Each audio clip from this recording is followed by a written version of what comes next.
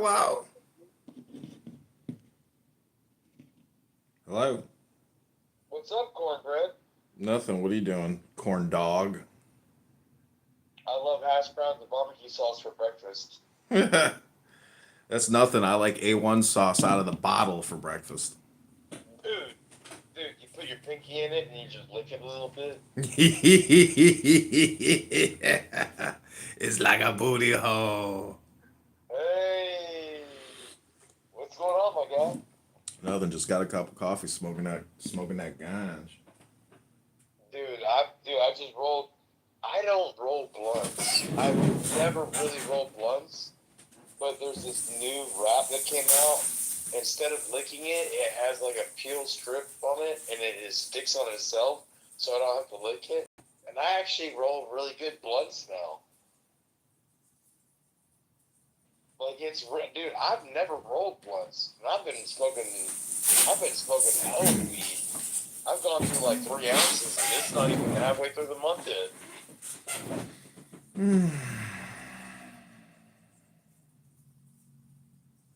That's what she said. Well, how much have you been through? Three ounces in like the last, what, since the first, like, what are we on, like day 15? Damn, that's like $600 worth of weed right there. That's a lot of money. Oh, dude, I don't pay anything for my weed. No, damn. Did you already die and go to heaven? Dude, I've been smoking weed since 1981. Like, I've known people that have been in the game since your mom was still in the game. And I know she's gorgeous, but I ain't talking about your mom. I remember the sergeant first class who like did my my paperwork. He's like, "Have you ever smoked marijuana, John?" I'm like, "No." He goes, "Truthfully, you've never smoked marijuana?" I was like, "No." Okay, sign here. Isn't that so stupid that they like make you verbally confirm that you've never smoked weed before signing your Yeah, agreement? they made me do that when I joined the army, but, while I was in the military, I never did smoke weed while I was in the military. Oh no no. I was completely sober within that parameter. Yeah yeah. So was I. But I'm just saying that I'm always surprised because it's like, why is there this association with being a subversive if you smoke cannabis? Like, are people not aware of Yeah, what's you're you're happening? you're stupid. You can't. You're not smart. You're dumb. You're dope. Like, dude. Well, if I'm dope, then how did I end up with 3 college degrees and like an honorable discharge from the military? And, like, how am I dope if I've been smoking since 1981? Probably before you were even fucking born. Yeah, that was a year before I was born. Yeah, I've been smoking since I was 6. That was the year I got kidnapped.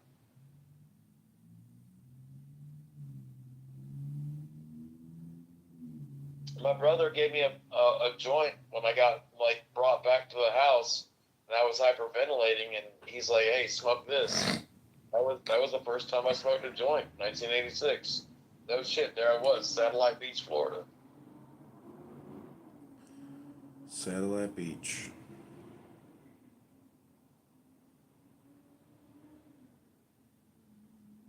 Yeah, you want to look up the paper? I mean, I'll tell you the day, and it was the Florida Today paper was the name of the paper, and you could look it up. It's on probably on microfiche somewhere. I mean, don't believe everything you read in the paper. Don't believe everything you see on TV. Don't believe everything you see on the internet. It doesn't matter. All of it gets recorded.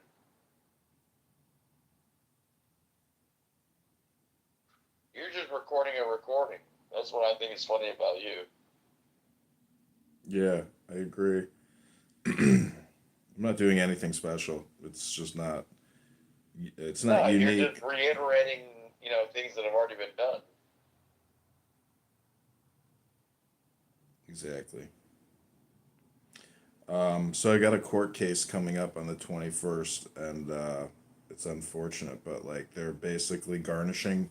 Not only have they garnished my wages, but they've also are now about to garnish my rent from my tenants. So like they're forcing me into bankruptcy, which is unfortunate. Oh, wow. Yeah, it's very unfortunate. And the worst thing is, if I file Chapter 7, I lose my house. Like, they will liquidate my house to pay for my other house. Well, So, I thought you said you were doing 11. so I looked into it. Chapter 7, That's full bankruptcy, yeah, that's right? full bankruptcy. They liquidate your assets. 13 Yeah, is a that's repayment. when my mom's credit got shot to shit, even though she had 20 million in the bank. Right. Yeah, it's a total reset. So, if I do that, I lose the house, which is not good because I'll never get the interest rate again. And plus, I'm getting a property tax break. So, I mean, I'm never gonna file the Chapter 7, but it just makes it Well, can you do financially. 11? 11 is for businesses, 13 is for people. But Oh, I thought you had your shit set up as a trust. no, I could try a 13, but they don't typically consider VA income as ordinary income. So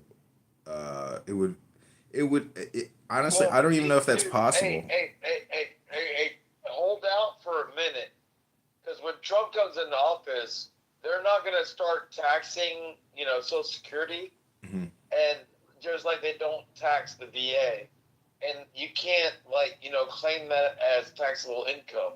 Hmm. So it doesn't even apply. Right, right. I know. Doesn't apply. You need to hold out for a minute. Yeah, I'm not in any rush. I'm gonna hold out for like probably a year, at least. But I'm gonna try to start a nonprofit. I already have the charter. It's called Meditation Yoga Oh, Center. Chapter 6 What? What? or No, Title 6? no. It's just a nonprofit certification through the state of Illinois, so I can go open a checking account. So that if I generate any income, it'll go to the nonprofit. It won't be ordinary income. See, there's so many people that know so much more about finance than I do that, like, I hear these little pieces, parts, and they kind of make sense. But, I mean, I can't, like, nail it all down to a 100% understanding. No, I know. It's a lot of information. I've been spending I spent all of last night like reading about the difference between 7, 11, 13, and everything else. So, but the point is, I'm screwed. Like long. Do you know? Well, So, you know you've been screwed because you've been telling me about it for a year. well, I'm screwed in the sense that like if I pursue this route, like if I did the full bankruptcy, and then I got a new job and I liquidated everything, I Yeah, but they're going to take your building. yeah. I mean, is it I the would I would do everything I could to save the building. Well, that's basically 25 years. Like they won't be able to collect if I can live for 25 more years. And but the problem is that Hey, 25 you got gout, and then your gout gives you the vast difference. there's a lot of gout sufferers. I should start a gout sufferers association and like call it and make it a Dude, hey, nonprofit about gout. there goes your nonprofit. Are you a gout sufferer? Can you consider No, I donating? don't. I have a problem with my blood urea nitrogen. Will you consider donating $10 to Gout Sufferers Association today? I would do it right now if you want me to. All right, I'm gonna start that nonprofit. I'm gonna try to raise money for gout Do sufferers. it. And I'll send it to you on my fucking Cash App right now. Just kidding around. What are you doing today? No, I'm not. I Well, what wasn't kidding. I know, but okay, well then when I get it set up, I'll let you know.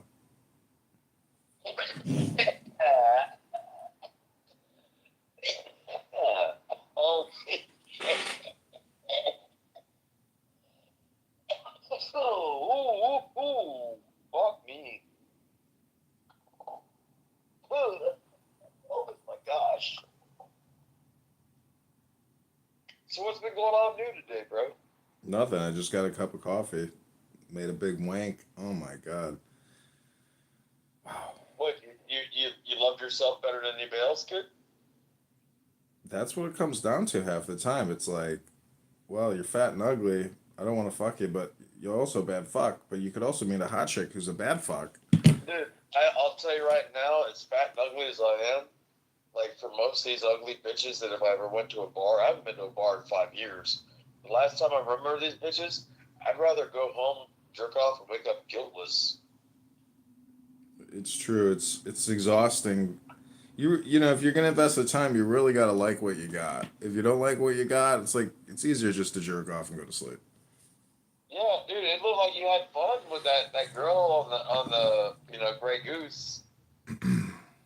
Well, I got one more year of it before you know, I don't know. I'll have to abandon ship on that fucker, but I'll spend money for one more Well, year. dude, you got 3 years out of it, and you paid $2,200 for it. And what if you put like another $1,000 in it, like No, trying to fix it up? I've spent over 10,000 now on that stupid boat. You're an idiot. Well, the slip fees are 4,000 a year. The boat was 2,000. Put in about two Well, no, thousand I'm not repairs. talking about slip fees. The slip is a slip. I'm not talking about the slip. I'm talking about the boat No, itself. no, I've invested about like 4,000 into 2,000 into the boat. I spent 2,000, so 4,000 total. All right. Well, It was a waste. I never should have spent the money. that's not, dude. Honestly, that's not bad. The problem is you don't know how to sail. I know. That's the worst. That's the greatest tragedy. Dude, I literally just want to go out with you and like teach you how to sail, and I like teach know. you how to tack, and like move through the wind. I know. I don't know how to do it. I don't know how. I theoretically know how based on pictures, but I've never. I don't know how to Yeah, do but it. it's a matter of the way you feel it when you're out there, and the way the wind pushes against you, and like you learn to stand up against the wind. But you're going, like I can go against the wind up. You know what I'm saying? Yeah, yeah. That's tacking. Yeah. But I could do it like within a channel. Yeah. Well, stand by. In June 2025, I'll be getting you a plane ticket to fly out here. Dude, I wanted to be fucking, Or July, you maybe. I don't know, know. like Neil Armstrong in the Apollos. Like that's the reason I became an Eagle Scout after Boy Scouts, after Cub Scouts. Like I wanted to be a fuck. I grew up in Space Coast, Florida. I wanted to be an astronaut, but they fucked me. Well, if you want, we could do a meditation on being an astronaut. It's probably just as good. Well, I mean, I'm just as stupid as the next guy, so I don't really give a fuck. I just saw some guy walk into a pole this morning. And did he like bang his head and go, ouch? He said, "This fucking pole just broke my nose." I said, "Duh, I got a big nose too. You got to be careful with that big schnoz." Yeah, that reminds me of that Jew joke I know. Like these two Jews, they walk into a bar. One looks at the other one and says, "You didn't see it either?"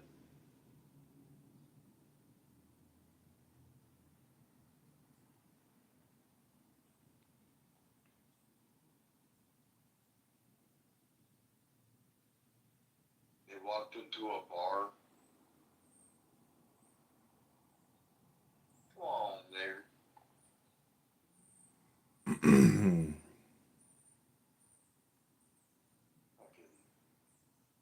you being funny without talking. Sorry, I'm writing this chick a message. Really hot chick named Madeline. So you really off of like Clown for real? Yeah, I told Jackie you're off Clown for real. yeah, yeah. I'm out. I'm out. Yeah, I mean, but I told her today that you're out. She didn't believe me though. Yeah, I mean, it's amazing just being off for a couple days because it's like your mind becomes so networked that like the withdrawal the first day is intense. It's gone down and down and down, and then I see that there's so many other things that I could be working on that you know, I can tie Clubhouse into what I'm working on, but to get pulled back into people's useless conversations about Israel and everything else over and over again, it's just not. I've just done it too much now, and I've recorded it all. And I'm on X. I'm listening to X last night. It's the same exact people from Clubhouse talking on X, and I'm But not. it's the same talking points at least. Well, not just at least. Some of the people on X are some of the same people from Clubhouse. This one Oh, woman. dude, if I heard Mana on fucking like X, I'd delete that bitch. Well, my point is, it's like I've already heard everything. There is nothing new that anyone can say that is new from their personality. The only thing new that they can say is something from the news, which is the new. So, you know, I'm happy that they deleted my account because it kind of has allowed me to recenter myself and focus on, you know, maybe more important priorities in my life, like, you know, getting laid. Blade. Well, not What getting do you know laid, but about like Blade? meeting a chick that like I, you know, would actually have a kid with me, which could be risky for her. I don't know. Oh, I thought we were going to Hawaii. Well, fuck. What happened to the Well, Mediterranean I mean, sailing? that's the only place I've ever known to be laid. Well, that's free when you get off the airplane. Did you see Tulsi Gabbard is now head of the National Director of Intelligence? She oversees 14 intelligence agencies now. Do you really want to talk about like Trump's pick for his cabinetry? No, but the Tulsi Gabbard one is a crazy one. I mean, like I'm No, not really Tulsi super pro Gabbard to. is awesome sauce. You really think she's super great? Actually, I served with her in Iraq. Really? Oh wow, you didn't know that? No, you never mentioned it. No, well, I don't need to. I was there. I told you when I was there. It's not my fault. You don't know who was where when they were at, where they were at. Well, I can't know everything. I mean, about you. I mean, Well, I mean, it's not my job to teach you everything either. okay, give me one Tulsi Gabbard story. Um, Green Zone, what was that, 2007? Um, she gave me, she served me on a buffet line when I was in the Green Zone, and she was standing next to an admiral from the Navy, and he gave me a turkey leg. A big turkey leg? Hey, dude, I got the whole fucking thing. I'd been in Iraq for fucking 5 months at that point, on Christmas Day, and I was in the Green Zone at Saddam's Palace, and Tulsi was there standing next to a fucking an admiral, and she fed me, mashed taters, while he fed me a whole fucking turkey leg.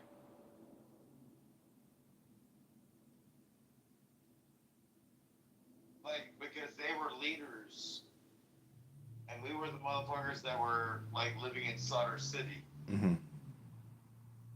We were the ones getting kicked down. You know what I mean? I lived in the kick down society as a medic. I don't mind being kicked down, because I'll kick you fucking back. What's the Kickdown Society? It's like Spec 4 Mafia without representation. That's funny. Spec 4 Mafia. I haven't heard that in a while. Do you think I'm fucking kidding with you, John? Of course not. I know you're legit.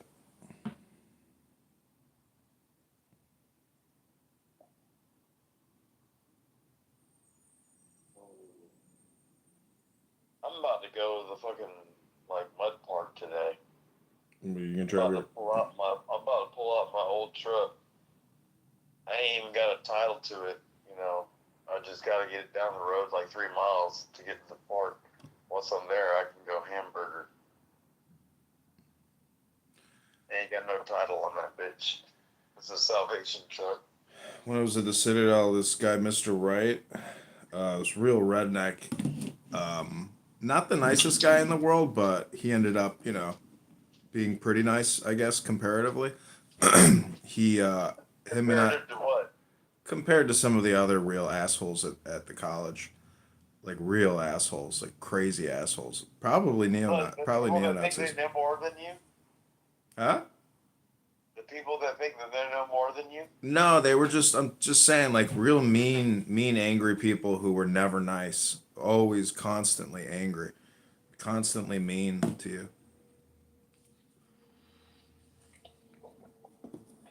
So he took me to the rifle range, and we shot M1 Garands, and then we went mudding. Trophy on 6. All right, cool.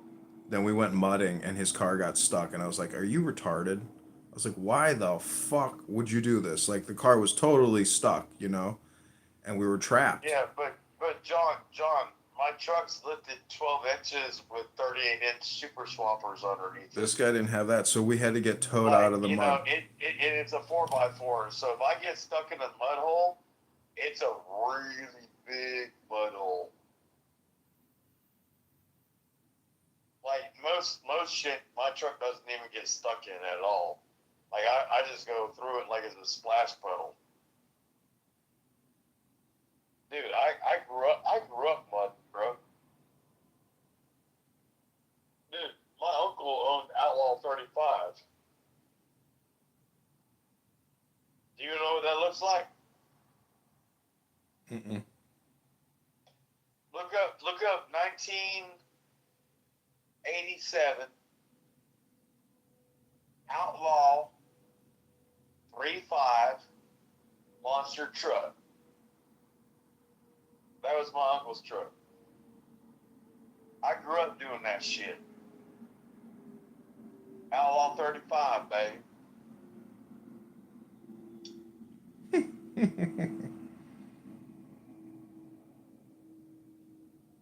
I wish a nigga would.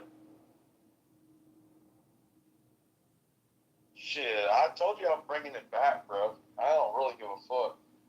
If they want to fucking cuss me out on Clown House, but people call me niggers. I'm like nigger. Who you calling nigger?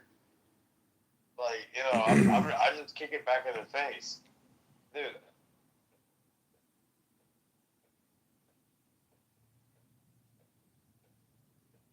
Oh wow, I hear you, Georgia. Damn. Bro, John. For as much as I've never met you, and for as much as I've known you audibly, and for as much as you pissed me off and like pushed my buttons, and we've had a coherent conversation and everything in between, Mhm. John, I really do appreciate you. Yeah, I'm like happy that I know you too. I consider you like a friend, and real friends I mean, friends come and go, but like just having a good friend is a pretty rare thing in and of itself. So I appreciate you. Yeah, man. Dude, honestly, I like the fact that we actually don't know each other because it makes more genuine. Because, like, if I ever showed up, you'd be like, that guy's an asshole. I don't like him. No, I would tolerate you for 48 to 72 hours, and then I'm sure it's, oh my God, fucking Mike Tyson's grabbing his sack. Yeah, exactly. You know what I mean? But I don't like to push that envelope.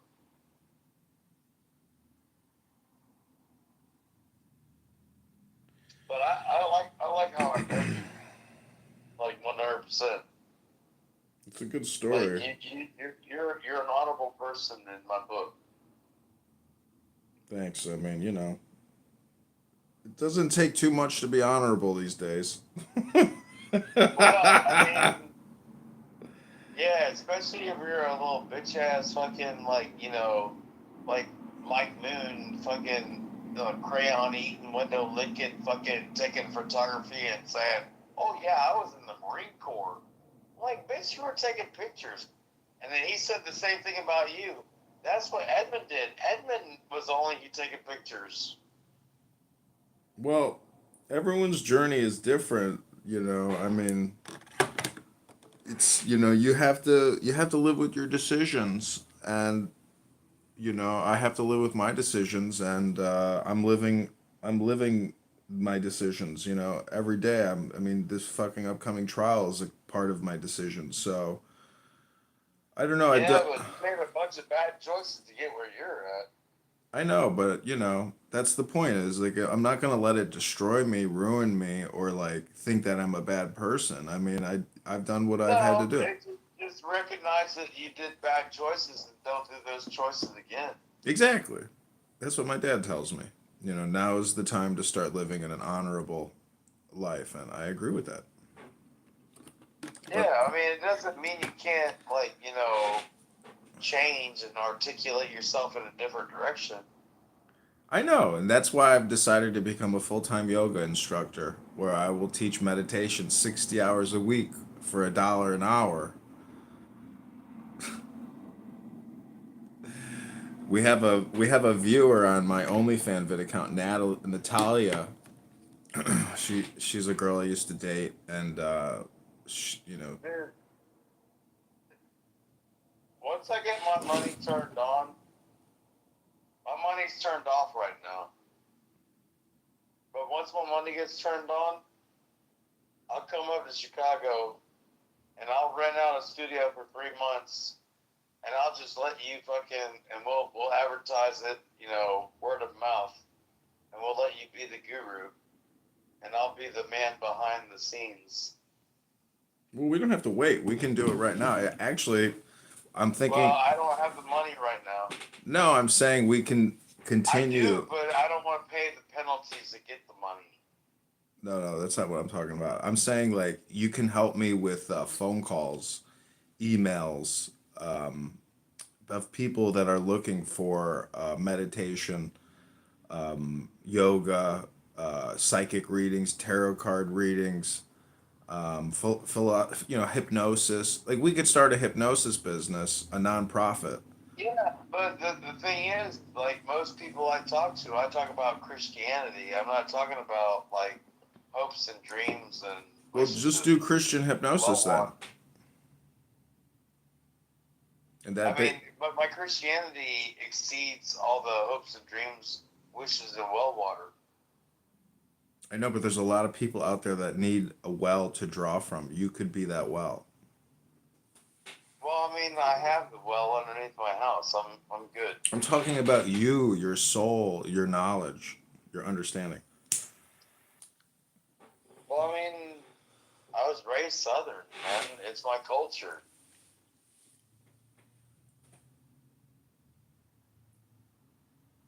I mean, my dad was a combat medic. I was a combat medic.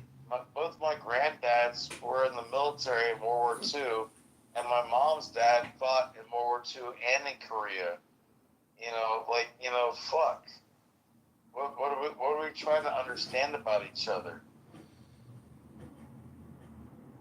I have an understanding of how my family works, but I'm gonna die one day, and I really don't give a shit. I just wish somebody would actually listen to a fucking thing I said. Maybe it might Well, have helped them. you've helped me in a lot of ways in the sense that, like, by talking to you, you have helped me, like, regulate myself because I'm not saying you're difficult to talk to, but I've had difficult moments with you where, like, my ego wants to suddenly, like, burst out. But then I realize, like, it's so pointless to get into an argument with you. Let you be you and let you do you, and like I just have to respect that, and not even just respect it, but just like enjoy it and let it go, and just you know relish in the diversity of thought, of culture, of intelligence.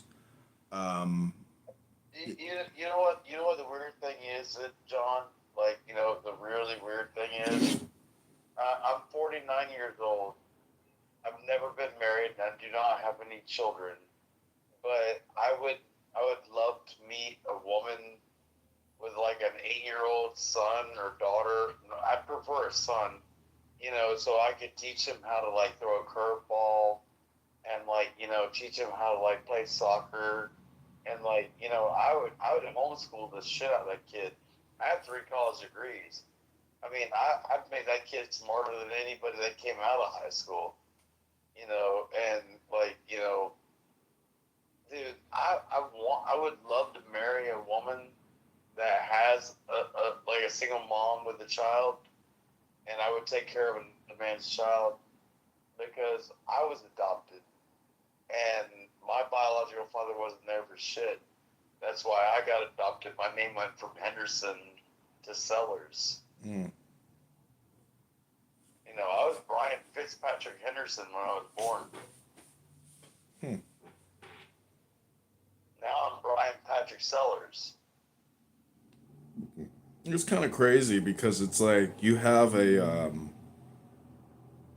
um it's not a surname, it's a what would you call that? I wonder if there's a term for that. Let me see. I know my family crest from Henderson, and my adopted family from Sellers is underneath the Warshaw clan from Scotland. Is it surname? Mm-hmm. The Sellers clan was underneath the Warshaw clan. Wow, is Like it, it's a new. when they had like kilts and like they had the pleats, and it would look like like a green and a blue, like checkerboard kind of thing on their pleat. But if there was a yellow line within the checkerboard, that meant another family, and like our family was known as a yellow. Mm. And I don't know if that meant because somebody in our family was cowardly, but I sure as hell, tell you it wasn't me. I was never cowardly, But in the Sellers clan and the Warshaw clan, we're the same pleat, but we're the same pleat with a yellow line. And I don't know why our family is known as the yellow line. And I still don't know it. I've been asking for a long time.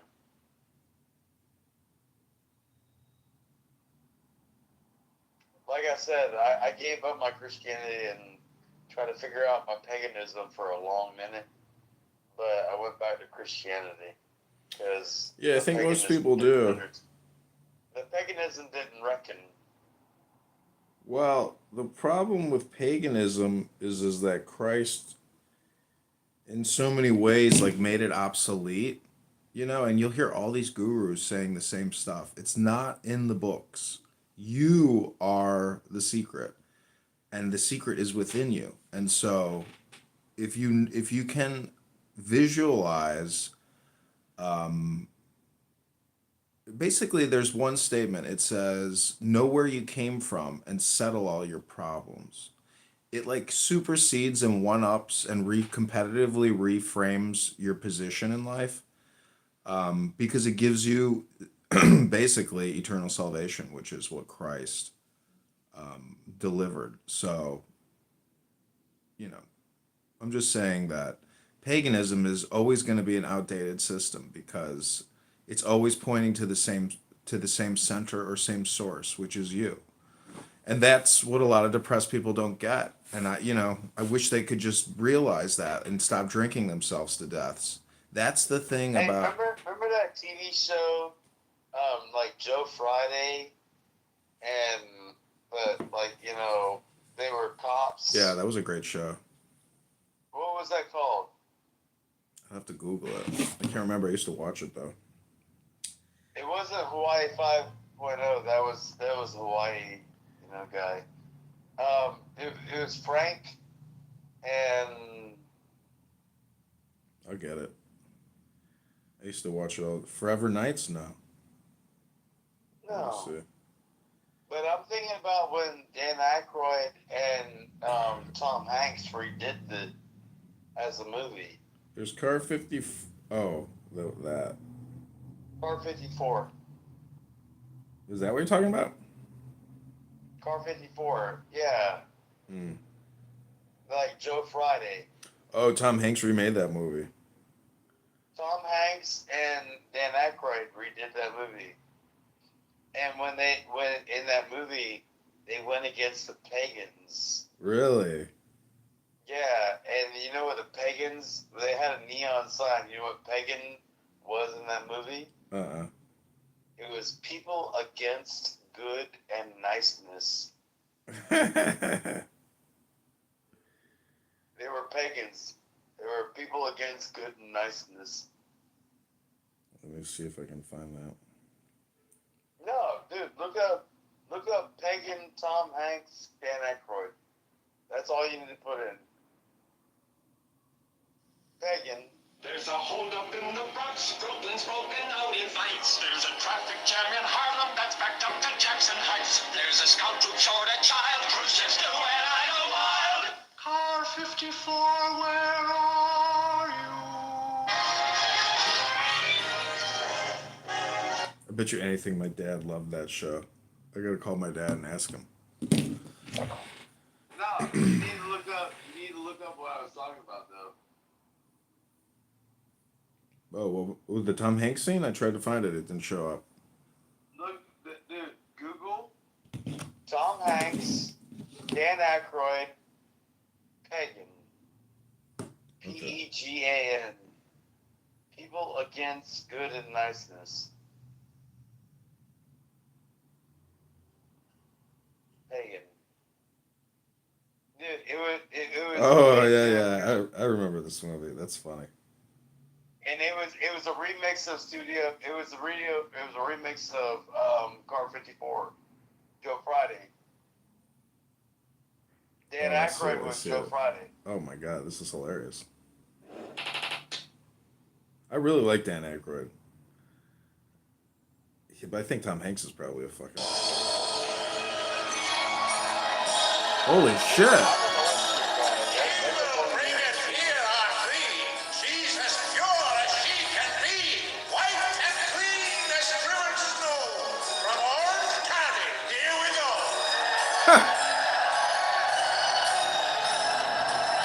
2-1, Betsy Borden's wedding dress. 20-1, Enid Borden never looked that beautiful on her wedding day.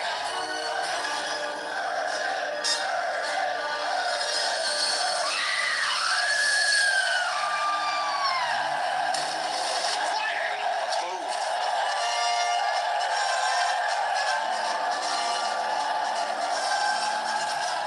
It's amazing. Can you swim? Red Cross, Junior Lifesaver with Cluster Spot. What the fuck?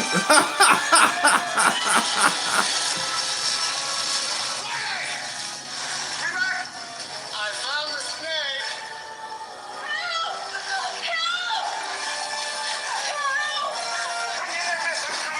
What the hell goes on down there? Who are those two clowns?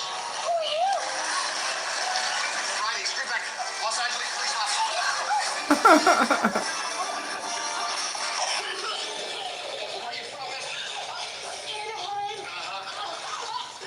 It's a funny movie.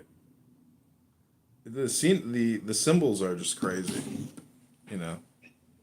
Yeah, dude, and they end up in a pit with like they're fighting like the like a fucking anaconda, Hmm. dude, and like they have the neon sign saying "People against good and niceness."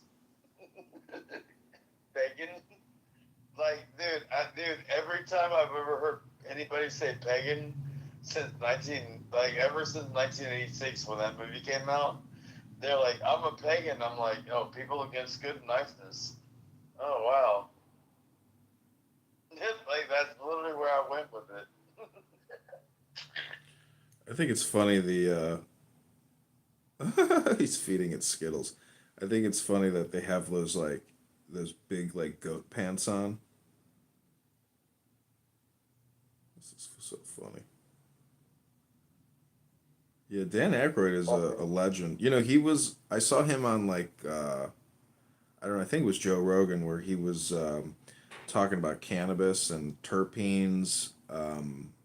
You know, and, Well, terpenes I don't like. well, he was bringing it up, meaning that it's not. Terpenes are just smells. It doesn't actually have anything to do with MDMA. Well, you might be right. I'm just saying that he's a thoughtful, considerate, you know, heavy thinker. Like he's not. I don't know. I guess maybe it has to. Anyways, it's all just symbols. It's a symbols lexicon database. Well, I mean, it's not my fault you don't even know how to run a Rolodex. Well, it's not my fault you don't know how to read Marcus Aurelius. I've already done that, like, out loud, like 3 times on this fucking thing. Do you know what I realized? It's technically a grimoire. All books are grimoires, but this one is a particularly powerful grimoire. I will tell you, alright, you're gonna make me go back to my southern mentality. Well, I would tell you, Mr. John, my name is Brian Patrick Sellers, and I would love to convey an understanding that you would be able to convey, to those around your, popular generous, and I would want to let you know that I love you, and when I mean I love you, I mean I do not wish to mean you harm. And when I mean not mean wish you harm, I wish I would let you know that you fuck around and find out. You will go on and fuck around and find out. Oh man, I wish I could like film some scenes of you pretending to be like a Confederate general. Like Oh, dude, I'm a son of the Confederacy. yeah, Do you? yeah. I mean, I've never heard you like say that, but I mean, All I right. assumed you are. You have an ability to look up a Google search, right? Yeah. All right. Look up Confederate soldier. Mm-hmm. Tell me when you got that like plugged in. Plugged in. All right. Andrew Jackson Henderson. There's one of my granddads. Andrew Jackson Henderson, 1831 to 1902. In the Confederacy. Andrew Jackson No, Forces War he Records. fought. He fought in the. He was You from know, Civil War. Platte County, Missouri. Andrew Jackson Henderson. Yep. No, he was from Georgia. It's amazing, but this website. No, I'm telling you, my people have been here since him. Sons of Confederate. Yeah, I see it now. Sons of the Confederacy, SOCs. Yep. Andrew Jackson Henderson. It's a big thing. Yeah, 18, 63 or 4. He was really high up in the Confederate, understanding. Oh I wow! had family members on both sides of the war. That's what's weird about it. I got his claim for pension. You want me to send a picture of it to you? No, what is it, like in like a brown and white, not black and white photo? Well, I'll send it to you if you want. Yeah, dude, I'm already a member. It's a nice I looking am a son. document. I am a son of the Confederacy. Can you get my text messages, or did you block it? I didn't block anything from you. I don't ever block anything. Well, there you go. There's that claim for pension. It's a nice looking document. Yeah, but that was one of my calls. Yeah. Jackson Henderson. I know he fought. He was actually he got enlisted in Brunswick, Georgia, where I was born. I was born in Brunswick, Georgia. You know, that's where the recruitment station was for, you know, the Confederacy back then. That was the main hub. You know what I mean? Holy shit, this is Like so like fun. I said, I was born there. But you judge me because you know I know people on Jekyll Island. Well, what was your uncle's or grandfather's name? Redbeard? Rothschild. Yes. Well, that's not how your mom made her money, though, right? She made her money in the title industry. As a real estate lawyer, yes. So, like, where's the family fortune then? That just like kind of disproves. Does that mean that? My family fortune is I don't have to pay for my health care, and I'm already, you know, self-sufficient. And whatever my mom wanted to do with her money, she could do whatever she wanted to do with her money. I didn't need an inheritance. I was already well-to-do.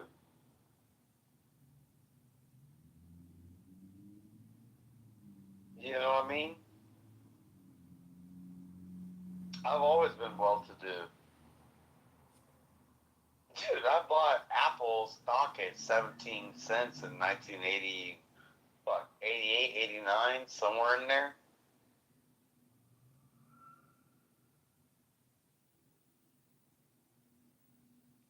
I was like fucking 13, 14, somewhere in there. I think I was 13 still.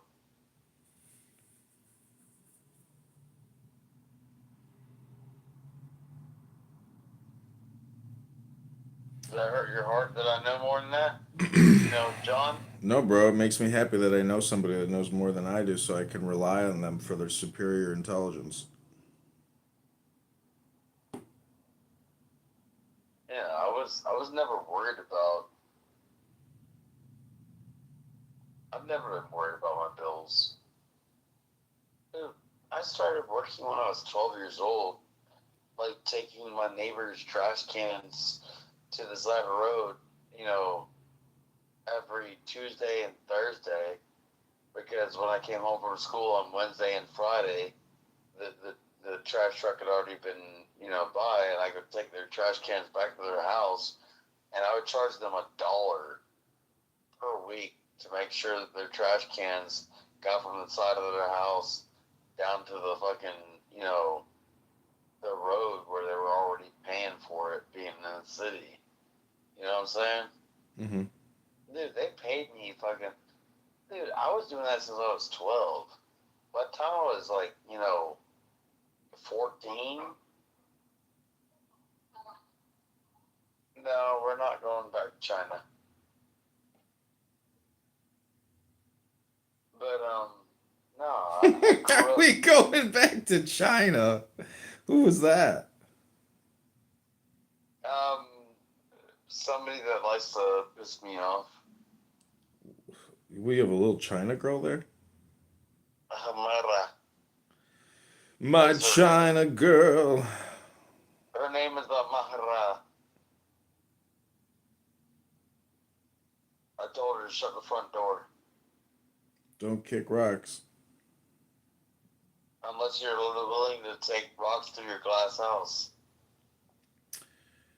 My dad ran through a McDonald's, giant pane glass window once, and I'm going back to corn dogs, hash browns, and barbecue sauce for breakfast. all right, I gotta go to my fridge. I'm gonna go get my bottle of A1, stick my pinky in, take a dip. I'll talk to you soon.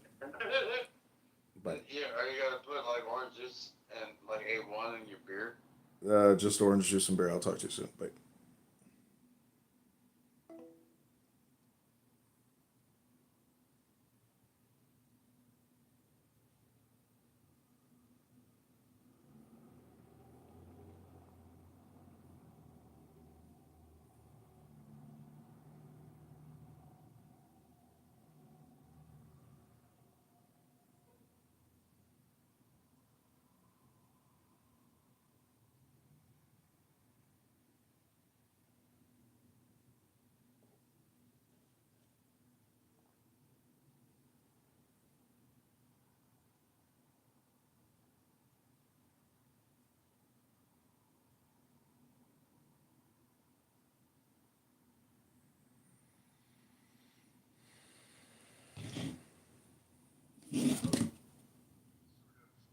cycle top, base case, price range type of thing. Doing that with or without a Bitcoin strategic reserve, those are two drastically different numbers in my head. I think without the Bitcoin strategic reserve, Peter's mention of kind of the 120 to 170 range, that makes sense to me. Peter, I don't know if you were using Fibonacci extensions to get there, but you can use Fibonacci extensions from prior cycle lows to get into that kind of range. But if you're talking about the United States government TWAPing into 1 million Bitcoin over 5 years, which would almost certainly spark a sovereign bidding war, now you're talking about like 250 bare minimum, and I think closer to maybe 400 plus is the type of base case that I would have in a situation like that. It's so bullish that it almost feels sort of silly to sit there and pontificate on, but I mean, there is a bill that Cynthia Lummis introduced that is in existence, and there's plenty of chatter about it. So, I would agree with you, Travis. And first and foremost, I gotta say, none of this is investment advice. So obviously, go about and do what you need to do in terms of talking to your professionals. But Travis hit it on the head. Is that the SBR is definitely something that I've been tracking. As Travis alluded to, 1 million Bitcoin being purchased over a 5-year period. The other thing about that too is that there's apparently a statutory retention period, and it states that to better ensure the long-term stability and security of the strategic Bitcoin reserve, any Bitcoin acquired pursuant to the act will be held for a period of not less than 20 years. And so that's pretty sticky money right there.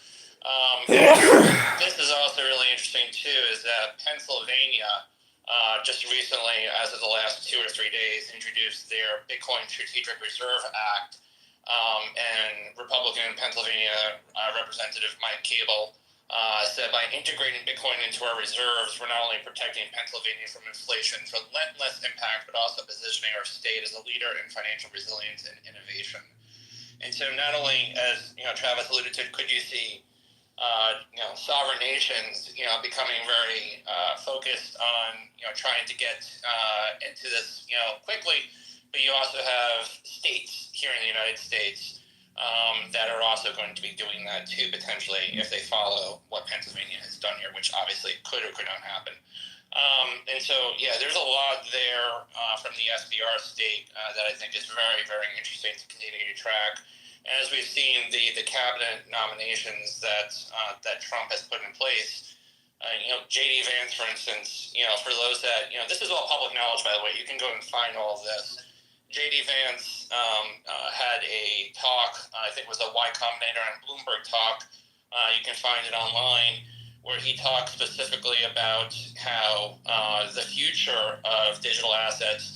Also, he believes that, the utility versus meme coin conversation may have actually been flipped in the incorrect way, whereas utility, things that have utility are actually things that we should be regulating correctly and protecting and giving and having the investor class be able to participate in, whereas meme coins have been effectively untouched.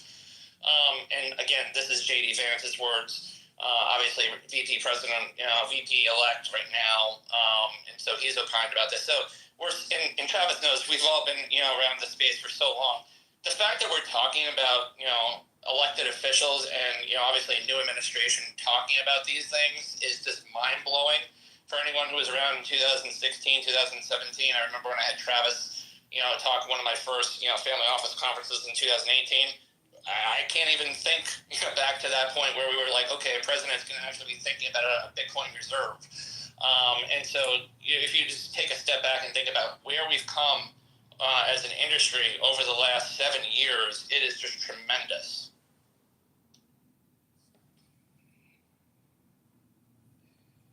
one thing real fast, I'm glad you mentioned that, the Pennsylvania Strategic Reserve, because I think that when I saw that yesterday, my knee-jerk reaction was that maybe what you could see is a series of states that have, conservative / libertarian / Bitcoin-minded. Take Wyoming, for example. Take Texas, for example. And maybe you see states that implement it at the state level over the next coming months or quarters, and then you use that to build a consensus to get something done at the federal level. Like it's not hard to imagine that being a path to this thing, as opposed to like, oh, we're going to get this done in the first 90 days of the Trump administration. Agreed.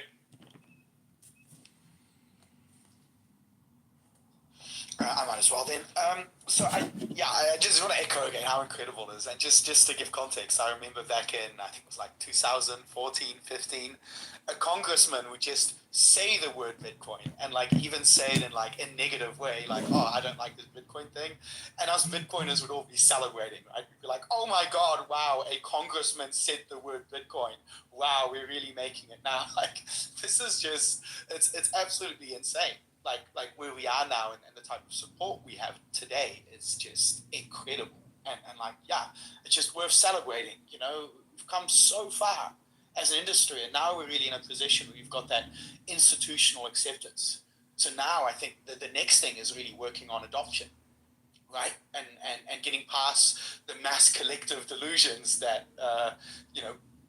just purely speculative things. I think that's madness. But I think we can do so much more with this technology in terms of actually using it. In terms of actually using it for payments, we can start using it for voting systems. We can start deploying more DeFi on a high level. This is the stuff that gets me excited. And now with the US becoming a haven for cryptocurrency, the next 4 years are going to be beautiful, absolutely beautiful.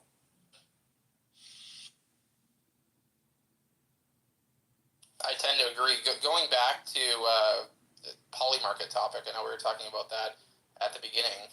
What do you guys think the chances are of a true Bitcoin reserve happening, say, within the next 6 months? I think earlier in the discussion, people were kind of thinking maybe this is something to be iterated on over time. Do you guys think that rings true, that it's going to take a while?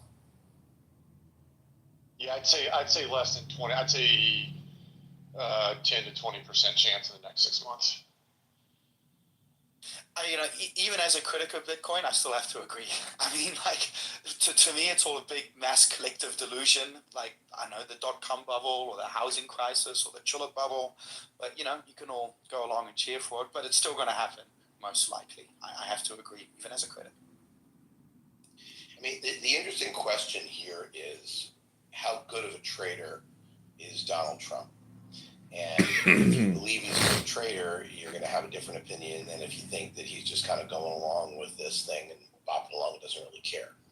Because a good trader would tell you, accumulate Bitcoin first, then make the announcement. Because obviously everyone's going to pile in. We all know that if the U.S. actually passes a rule that does that, and that by the time they start buying, Bitcoin will probably be double where it is now, as other people try to front run it. So it's really an interesting question. The logistics of it do seem strange enough that it makes you doubt the likelihood. And I think that's exactly what you just spoke to. Like the steps in order for this to happen. I mean, if this thing really started getting legs underneath it, I mean, going from 90 to 180, I doubt it's only that much. I would think you would get that in, a week or 10 days if a Bitcoin Strategic Reserve, the likelihood of it actually started getting real legs behind it. And then that could potentially just be getting started on the price move. Like it becomes sort of difficult to reason about. And you can kind of lay that alongside how easy it is to reason about the government just saying, or Trump just issuing an executive order for what he promised to do at the Bitcoin National Conference in July, which is, look, when we seize Bitcoin from criminals, we're just not going to sell it. We have this big stack already. We're not going to sell any more of that. And to the extent that we get any more through other criminal investigations and these sort of things, we're just not going to sell it anymore. And that strikes me as such a short putt relative to a Bitcoin Strategic Reserve and actually getting that implemented. And the likelihood, I've heard people say different things about whether or not you would need legislation to get the Bitcoin Strategic Reserve done. But what I've heard from people that know a lot more about this sort of thing than I do is that almost certainly through executive order, you could just stop selling seized Bitcoin. And Yeah. so that is what strikes me as just a much more, doable thing that I would put that as at a 75% plus likelihood of happening. So I think you could put it at 100%, assuming that Biden doesn't sell it before Trump steps into the White House. I would just, again, everything I say, please, disclaimers abound.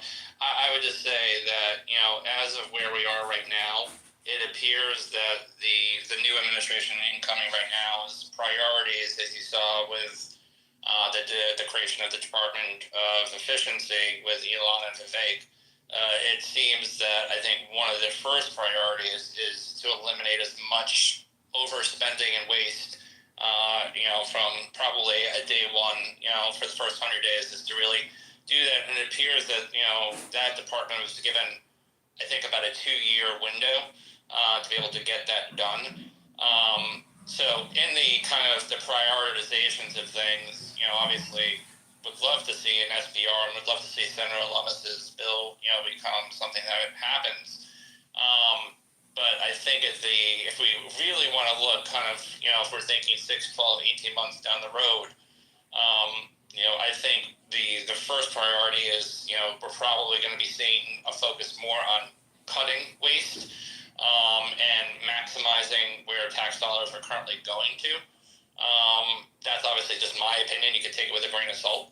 I do, it is obviously something that he talked about. It's something that Senator Lummis and, others in, obviously around the policy-making table have been talking about.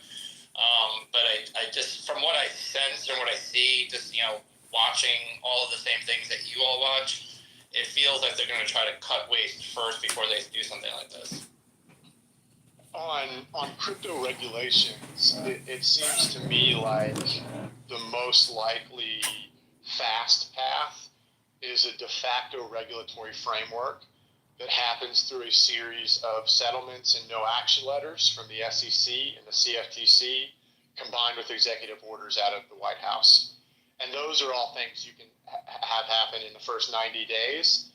And I think, just say 2 years ago, if we were contemplating sort of the pace or the likelihood of something like that happening, I would have scaled back my expectations. But I mean, it is undeniable that crypto had a very major influence in this election. The Fair Shake PAC was the largest single issue PAC, and it was extremely effective. I believe it won every single race that it backed, including knocking off Sherrod Brown for senator in Ohio by backing Bernie Moreno. I think the Fair Shake PAC put over $50 million behind that. And Sherrod Brown, this is like a multi-decade, lifelong swamp creature, and we knocked him off. Crypto did. I think there's no chance that Moreno wins without all the support that you got. So it's like we do incredibly, almost unbelievably swing a significant stick in Washington.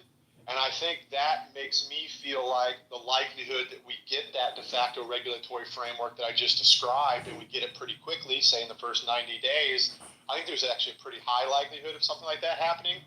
And then you come along behind that, and then we start talking about a market infrastructure bill, FIT 21, some of these other things, stable coin type of stuff, and we have a red wave. And so I think that there is a lot of support to get that done. It would be my base case assumption that we would get that done by the midterms, but there's a pretty big difference between, say, first 90 days and 18 months or something like that from the start of the Trump administration. And so, I'm real excited to see what happens on the first part, on that kind of settlement, no action letter, and executive order combination, specifically as it relates to crypto. Yeah, I want to propose something or say something that is a non-zero chance, probably a single-digit integer chance, but definitely something to consider, which is you're thinking way too small. I mean, look, Vivek believes that that 75% of the Washington bureaucracy is bullshit. He has Elon with him.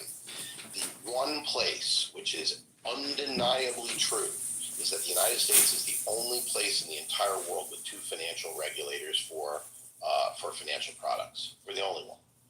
So if you think that if you don't, I would be beyond, I would literally be stunned if they're not actually looking and talking about making sure that whoever gets nominated to CFTC and SEC, part of their mandate is to figure out how to restructure the agencies to work together, which is a problem within Fit 21 because it gets very prescriptive in terms of that. The most important part of Fit 21, which I think will happen almost on day one, is Hester Peirce's original idea of a safe harbor.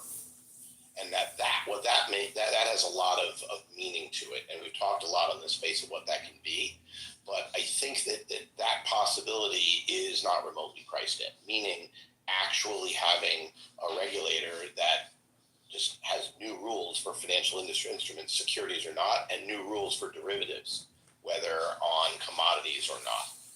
That's the logical thing to do. We all know it is true. We know it would save tons of money from an efficiency point of view, but I think that's something you have to consider. That would be ridiculously bullish for Bitcoin as well as the rest of crypto. And I think it's something that has to be considered, because if they're not looking at it, then honestly, I would be very disappointed. Since we're talking about, yeah, thank you. Since we're talking about the Bitcoin Reserve, I'd like to touch on some of the other promises made by Trump, which I would argue are even more important than just Bitcoin Reserve and number go up, which is the promises he made to free Ross, the promises he made, also in relationship to the Tornado Cash guys, and to stop putting developers in jail. We have a lot of good cryptocurrency people that are in jail right now and have been in jail for a long time. We have people that set up ATMs that are in jail. We have people that set up privacy protocols that are in jail. And like Ross, we have people that set up decentralized markets that are in jail. And I just think that's so wrong. And I think we should keep our eyes on the prize as well in terms of what really matters here, what's really important, what's really good for crypto in the long run. And I think what's also part of that ethos is privacy. We need to stop criminalizing privacy. And one of Trump's promises, which I would argue is more important, is freeing these people that don't belong there, frankly speaking. I just wanted to point that out because I just think it shouldn't be lost in the conversation that we're having about promises made. It is going to be interesting to see what this administration and this Congress, with the various oversights, what they do along privacy for crypto, and just, where you draw the line with.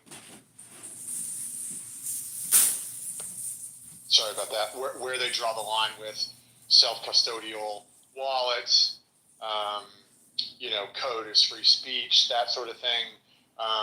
You have seen the line get drawn in this prior administration in certain places. I don't think that means that those things are necessarily set in stone, but I think it also is a pretty safe base case assumption that if enough bad actors, or if bad actors are using something to a large enough degree, that the U.S. government is just going to go after that. And I think Tornado Cash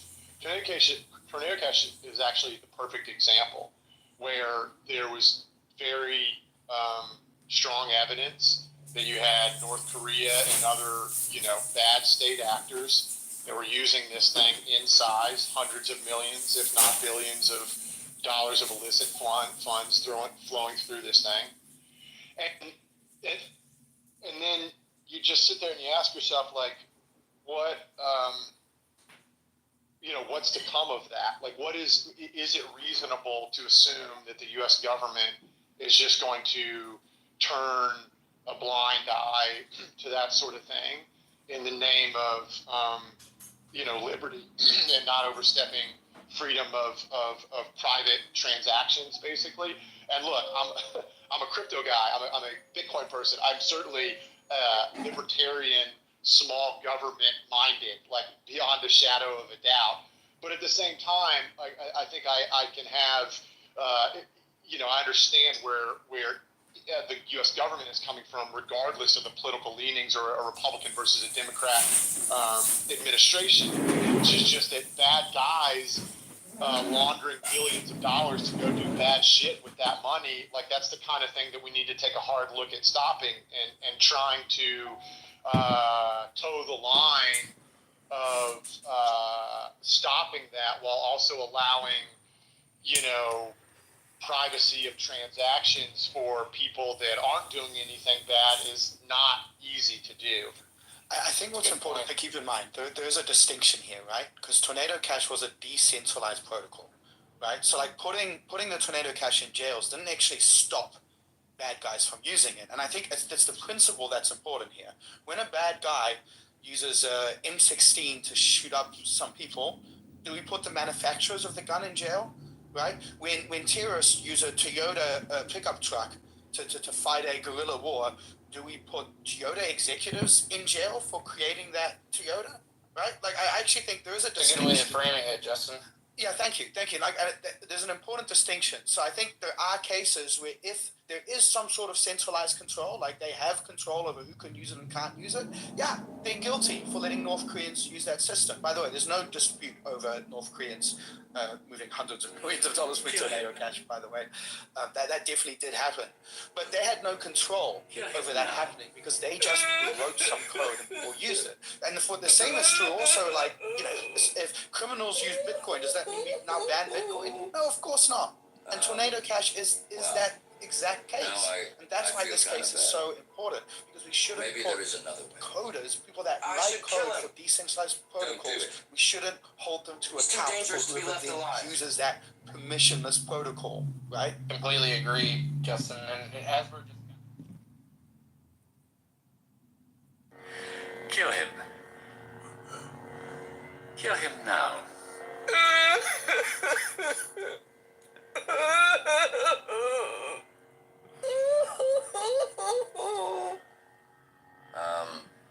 Wow.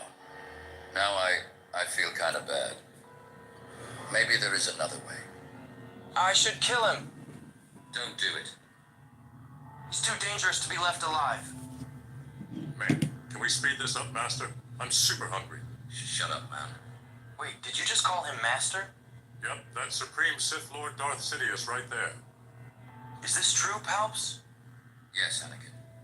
But it's the damn Jedi who want to bring down the Republic. They don't even like you, man. Yeah, that's kind of true. Yes. What the hell?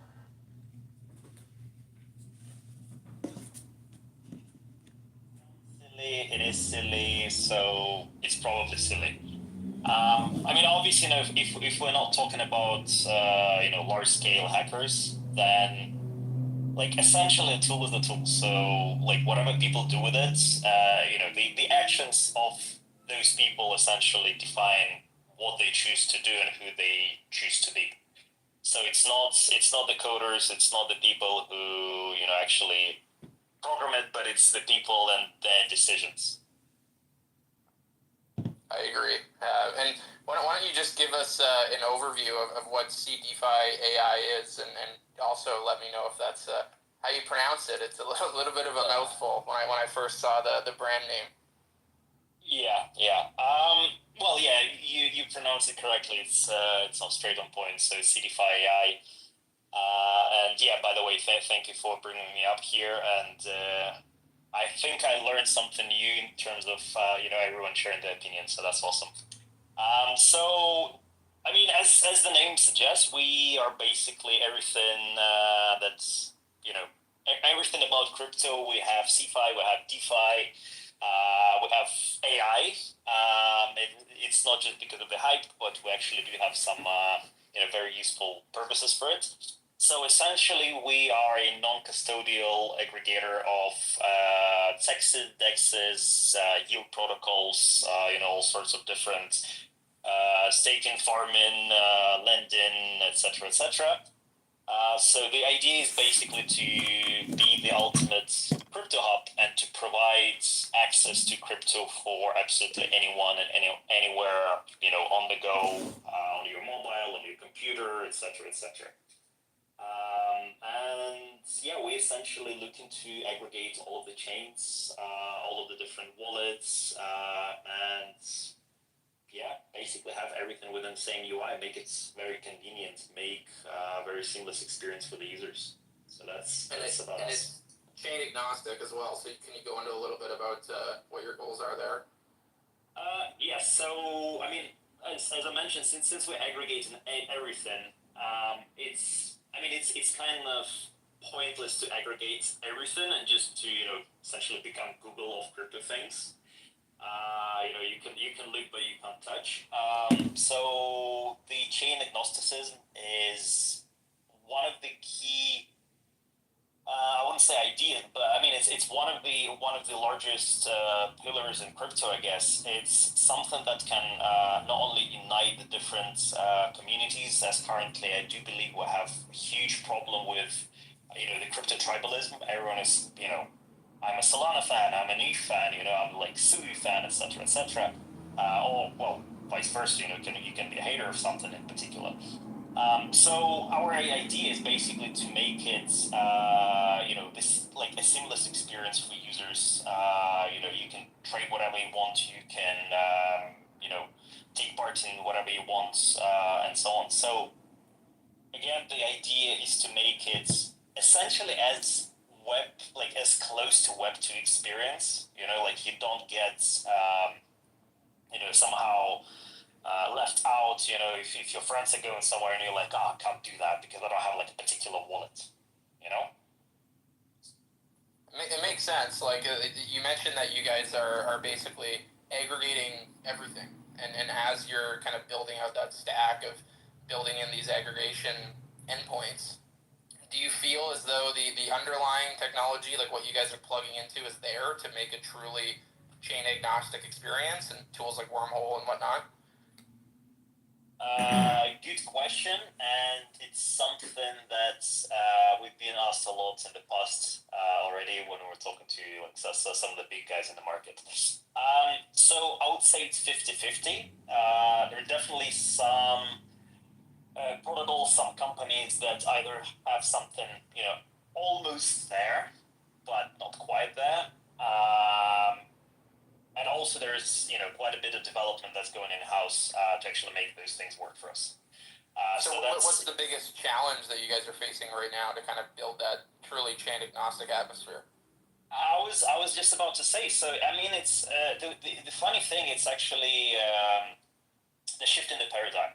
And what I mean by that is, I mean we knew that Ton ecosystem is big, but we didn't know it's that big. Right, similarly to and it's something that you guys touched upon. The rise of meme coins. That thing basically changes quite a few things in the market. That obviously changes the retail focus. It changes, to some degree, it even changes institutional focus. Because once they see certain demands, certain popularity, they start building and buying, etc., etc. So that's one of the problems, I would say, because Ton, let's say a couple of years ago, Ton wouldn't have been on our radar. I mean, sure, yeah, it's important and it's convenient to some degree and so on, but it didn't play such a crucial role. So yeah, that's obviously one of the problems, and the other thing is a lot of platforms are also going about the same direction, not at the same scale, I would say. So most of them, they will be focusing on aggregating ETH, ETH, Polygon, and Solana, and that would be pretty much it. So obviously, dude. Since we're trying to chew on a bigger piece, it's a little bit harder to manage. But yeah, we get that. Just building off of that, and I do have to admit, for what it's worth, that when I first heard about Ton, I kind of dismissed it a little bit as a big tech chain, and kind of thought, hey, this chain probably isn't going to align with what I believe a decentralized future should be. So I kind of agree with you there. But you talked about just the mass amount of chains that you guys are working with, and that being kind of the big challenge. And a couple of years down the road, do you see that we're going to have consolidation in these number of chains, or do you actually think that we're going to have more chains going forward as chain agnostic becomes a true reality? With you. It's a very interesting question, and I love you that you asked it. So Here's the thing. I mean, it's something that I've argued like for such a long time with my friends about. So there are basically two distinct powers here. So on the one hand, it's becoming a lot easier for anyone to actually create. Well, himself. I mean, your own network. You can fork and just have some additional features built into it.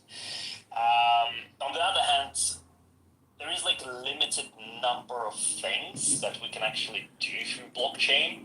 Like, I mean, like you can't have physical food like delivered to you through blockchain, for example, right? So obviously there would be like somewhat of a limited factor.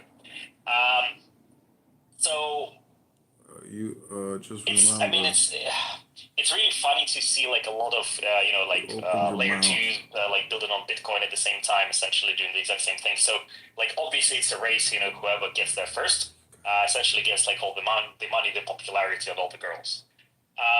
So it's a race in some sense. So I think a lot of blockchains with very, very similar like technological capabilities, as well as their core purpose, they would have to fight for the exact same spot. Just remember, And there should only be one left in that particular niche. But on the other hand, I think we're gonna see like a massive race to like private blockchains that will be like used within specific companies for specific goods. So I think Mercedes announced that they're building their like private Mercedes oriented blockchain for all sorts of different things. Quite a few kind of like an acceleration towards specialized chains. Star Wars is really Maybe perhaps even yeah. that makes sense. It's a good take. I like that. But how do you feel about chain tribalism? Like, do you think that when cross-chain interoperability becomes more of a reality here in the market, that there's going to be less tribalism? I know when we talk to people who are in the meme coin trenches, like a lot of them are like, oh, I'm only going to use Solana, or I'm only going to use Base. That tribalism calms down here in a more chain agnostic world. I hope it will come down. And one of the reasons being, I obviously do hope that there's going to be, that essential peacemaker, between the different tribes. But also, I think it's so. Obviously, we're not the the only or the first entity that decided to do something like that. So it's not going to be necessarily that one particular technological stack will solve all of those problems, but it's step by step. So some invention here, some invention there. You already get a nice variety of blockchains already aggregated in one place, in the other place, and so on. Sometimes they overlap. So that's obviously going to be one thing. The other thing is chain tribalism is both about the technology and the users. So the technology is obviously getting there because it's it's essentially a business for a lot of companies. To aggregate a lot of different things and this way to win the race. But on the other hand, it's down to the users. So as users become a lot more intelligent in terms of the crypto usage, I think they're going to kind of negate those particular taste for different blockchains just because of the logo or the funny memes and so on. So I think they will be getting a lot more into the actual the underlying technology and the purpose of those blockchains. But again, we get quite a few degens getting into crypto nowadays, as you mentioned. So yeah, I don't know. Definitely. I mean, speaking of those degens, do you feel? Let's talk about institutional adoption. Do you see chain agnostic future really playing a big role in institutional adoption?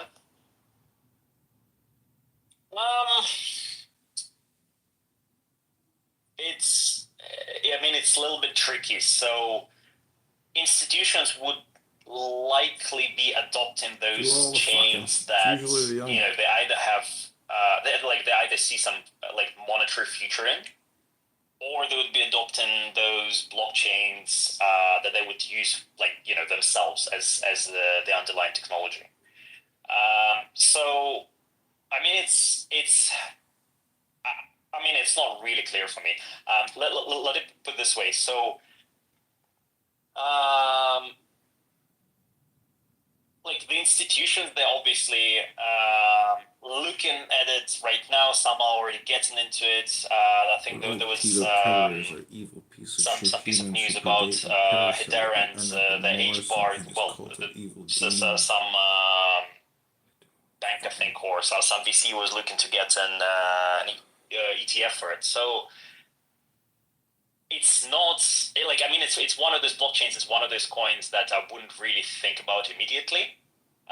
But there's obviously some usage for that particular piece of technology, as well as the monetary gain that's the fund is going to make. So yeah, I mean, I don't know, they have the money to research and to do whatever they want. So it can go either way, to be fair. Got it. And tell me a little bit how you guys are leveraging AI in your stack. So in terms of the AI, I was going to say it's fairly simple.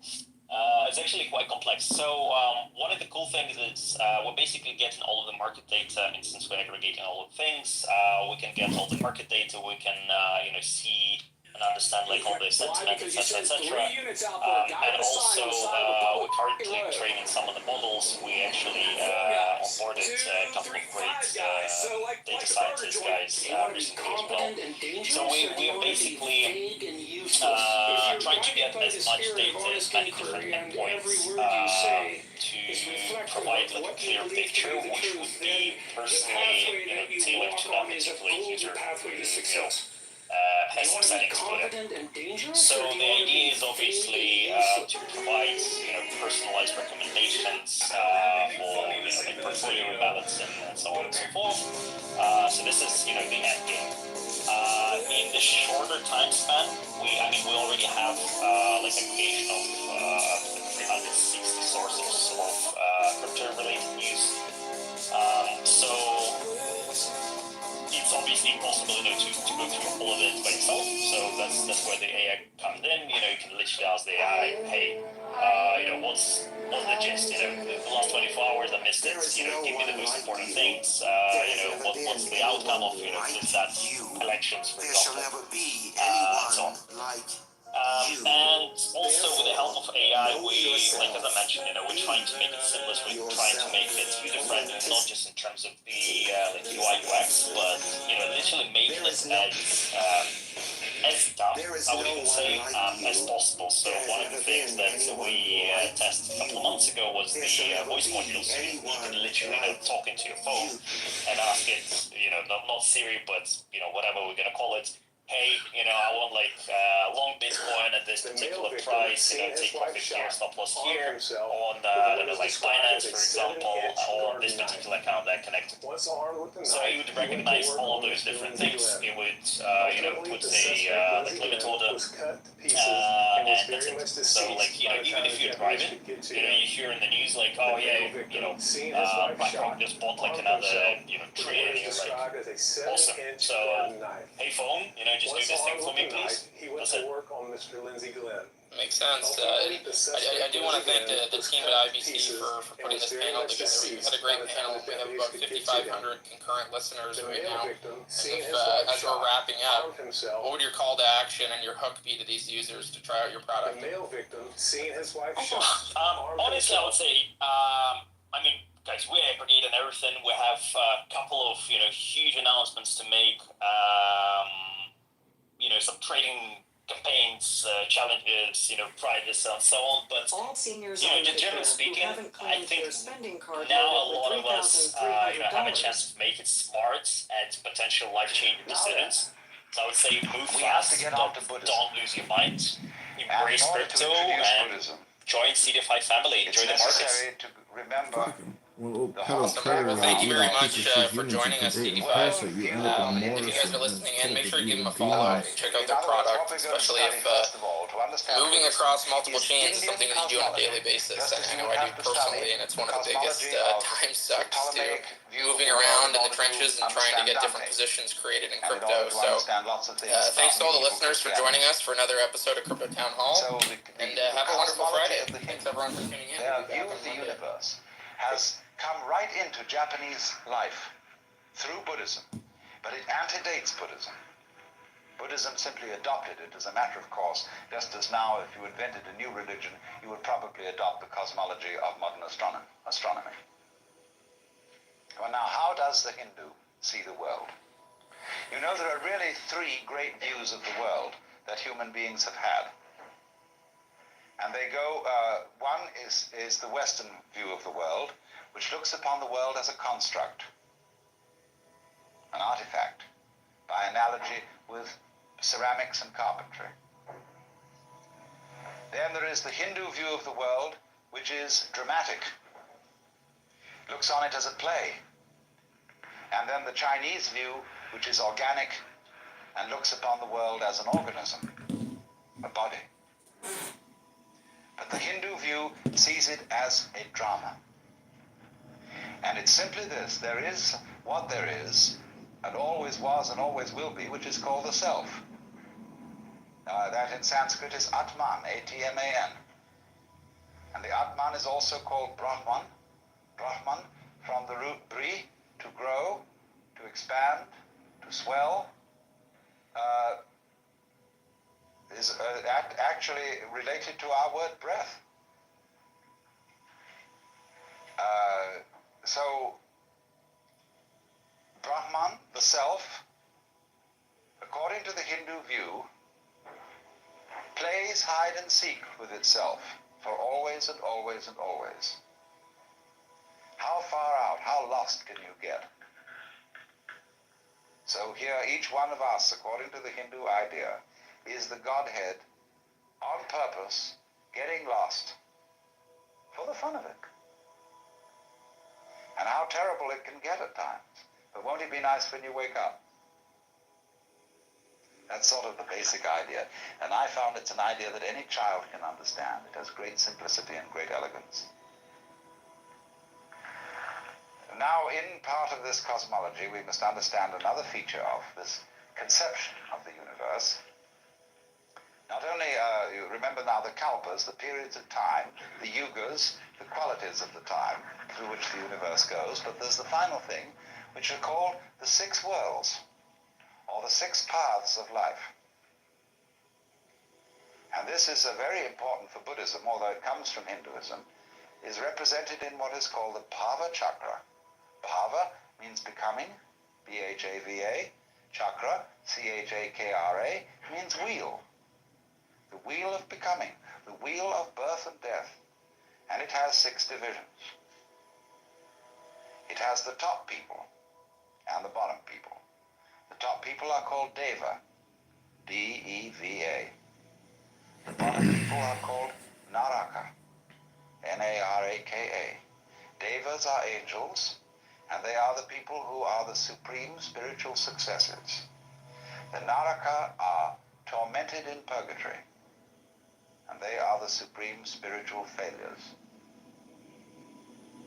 They are the poles, the happiest people and the saddest people. Then in between there comes the world of the pretas, next to the Naraka, next to the purgatory. The pretas are the frustrated spirits who have tiny mouths and enormous bellies, huge appetites, but very, very limited means of satisfying it. Then next, they come between the Narakas and the Devas at the top. Next up from the pretas are the human beings. And they are supposed to hold a middle position in the 6 worlds. Then you go up from the human beings to the Devas, and then you start coming down again. The next world is called the Ashura, and those are the wrathful spirits, the personifications of storm and all the anger and violence of nature. Next down is animals, coming between the Ashura and the purgatories again. Now, all these needn't be taken literally. They are different modalities of the human mind. We are in the Naraka world when we are frustrated and in torment. When we are merely chronically frustrated, we are in the Preta world. When we are in a state of equanimity, even-mindedness, we're in the human world. When we are deliriously happy, we're in the Deva world. When we are furious, we are in the Ashura world. And when we are dumb, we are in the animal world. So these are all modalities. And it would be said now, this is terribly important to understand Buddhism. Because the better you get, the more you go up to the Deva world. The worse you get, the more you go down to the Naraka world. But everything that goes up has to come down. So you can't improve yourself indefinitely. If you improve yourself beyond a certain limit, you simply start to get worse. Like when you make a knife too sharp, it begins to wear away. So the Buddhahood, or liberation, enlightenment, is on no place on the wheel. Unless it might be the center. By ascending, by becoming better, you tie yourself to the wheel by gold chains. By retrogressing and becoming worse, you tie yourself to the wheel with iron chains. But the Buddha is one who gets rid of the chains altogether. Are you on Medicare? If so, you'll want to hear this. Devoted Health's Medicare Advantage plans are offering a $10 grocery and gas gift card to anyone who wants to learn more about their 2025 plans. Don't leave this easy money on the table. Plus, it's a great way to learn about Devoted Health's plan benefits, many of which include a food and home card, as well as dental and eyewear coverage at any dentist or eyewear retailer. And here's the best part. There's no obligation. Whatever you decide, you still get your grocery and gas gift card. Not a bad deal, right? To get your grocery. And so this will explain why Buddhism, unlike Judaism and unlike Christianity, is not very, very frantically concerned with being good. It is concerned with being wise. It is concerned with being compassionate. It's a little different from being good. With having tremendous sympathy and understanding and respect for all the ignorant people who don't know that they're it, but who are playing the very far-out game of being you and I. And so this is why every Hindu greets his brother not by shaking hands, but by putting his hands together and bowing. This is why the Japanese bow to each other, basically. This is why Buddhist rituals are full of the bowing gesture, because you are honoring the self, playing the roles of all the people around you, and all the more honor is due when the self has forgotten what it's doing, and is therefore in a very far-out situation. Now, that is the basic Hindu view of the world. That's the cosmology which goes along with Buddhism. According to taste, temperament, tradition, popular belief, and so on, there is this additional idea that when the Lord, the self, pretends that it's each of us, it first of all pretends that it is something called the Jivatman. The Atman, the self, pretends to be an individual soul called a Jivatman. And the Jivatman reincarnates through a whole series of bodies, life after life after life.